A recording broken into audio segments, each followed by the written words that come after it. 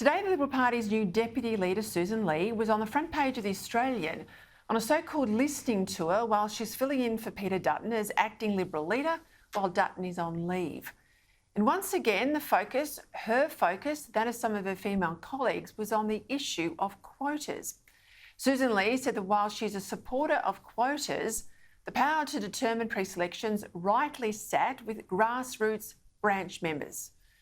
Now, funny about that, given Sussan's own pre-selection wasn't done by the grassroots members. That was secured by Scott Morrison intervening to ensure a captain's pick for her and two other incumbents, Alex Hawke, who survived, and Trent Zimmerman, who didn't, rather than party members in the electorate of Farrer, that's Sussan's electorate, getting their say.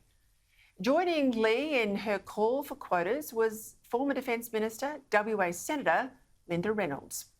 Says Reynolds, "I'm convinced we must implement enduring gender targets." Now, no issue there from me. Targets I support, provided they've got real teeth, and I'll explain what I mean by that in just a moment. But when Reynolds then said this, she says, "I'm also open to the concept of temporary quotas."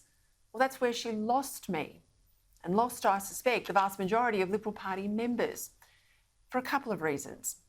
The first is that the Liberal Party has always been a party that values the place of the individual in society, that the Liberal Party argues for advancement on merit, that it supports people working hard and aspiring to get ahead, conflicts directly with the idea of a quota.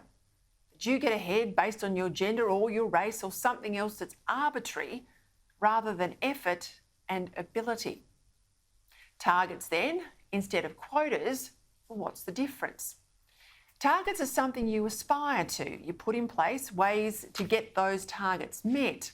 In this case, in the case of more female MPs, you could perhaps offer training programs to support women who want to run for pre-selection. You then put pressure on state party organisations to meet their targets by publicly releasing how they're tracking, shaming the slack to do better.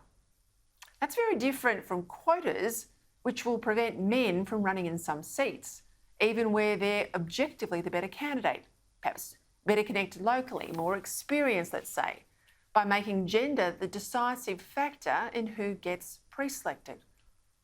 Now, I'm all for more women in the parliament, more Liberal women in particular, because having more talented women in the parliament, talented candidates full stop, I have to say, that'll help make the Liberal Party more electable. But in my many years as a campaigner, it's the quality of the candidates that matters most, not their gender. Just running a woman in a seat is no guarantee of success. Indeed, it's a basic mistake to think that elections are won by ticking politically correct boxes ahead of getting the basics right. That is, good candidates, good policies, and good campaigns. And sometimes if the tide's against you, even getting that right still doesn't work. Look at the last election.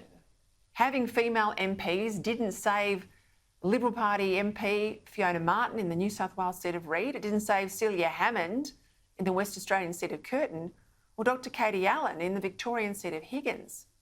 Indeed, the Liberal women in Curtin and Higgins, both extremely talented, one a former university vice-chancellor, the other a highly regarded medical specialist. 4 of former PM Scott Morrison's captain's picks in New South Wales were women, but only one of them was successful. We know Terry Butler, the Labor shadow minister, would have been a minister. Well, she lost her seat in May to a bloke in Queensland. Just as having self-proclaimed modern Liberals didn't save them either.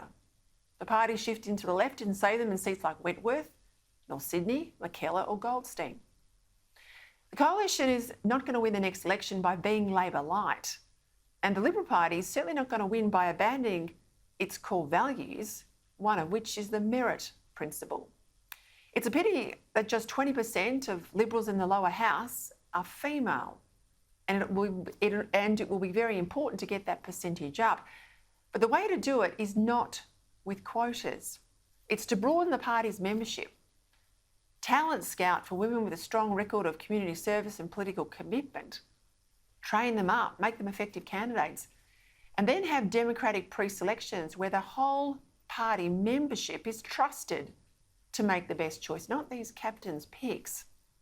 This is the right way to maximise the coalition's chances at the election, not to recriminate over what went wrong at the last ballot, given it's pretty obvious the government started to lose its way. And it started to lose its way, I'd have to say, when its party room second-guessed voters and installed the carpet-bagging Malcolm Turnbull as Prime Minister, even though Turnbull's predecessor had won the people's support in a landslide.